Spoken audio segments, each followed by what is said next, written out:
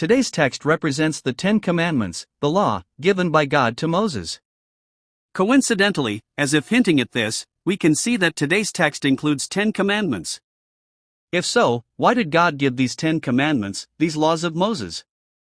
It is because we humans are so corrupt and depraved that we do not even know what sin is, and we live without even realizing or understanding that we will be judged and face eternal death because of it.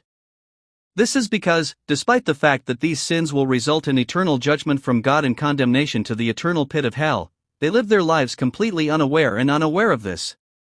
Therefore, Paul also says the following. Romans 3 verse 20 says, "Therefore, by the works of the law no one will be justified in his sight, for through the law we become conscious of sin."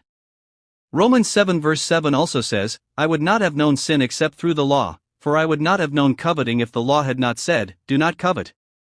Through the law is the knowledge of sin, I would not have known sin except through the law." He explains why God gave the Mosaic Law. That is, the reason God gave the Mosaic Law was so that we humans could understand and recognize what sin is. If not, and this law had not been given, we humans would have been so corrupted and depraved that we would not have known or understood what sin was.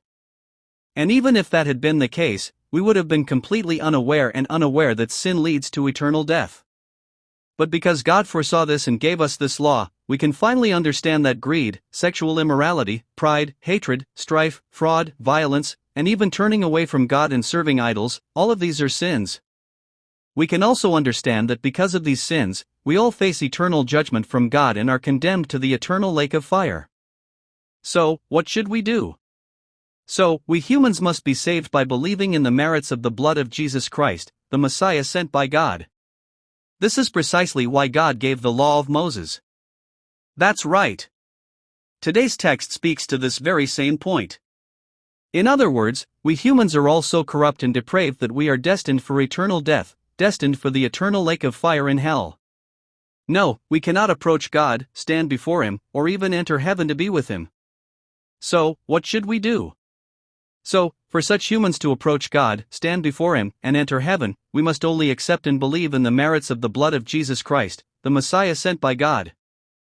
If you want to know more, please subscribe.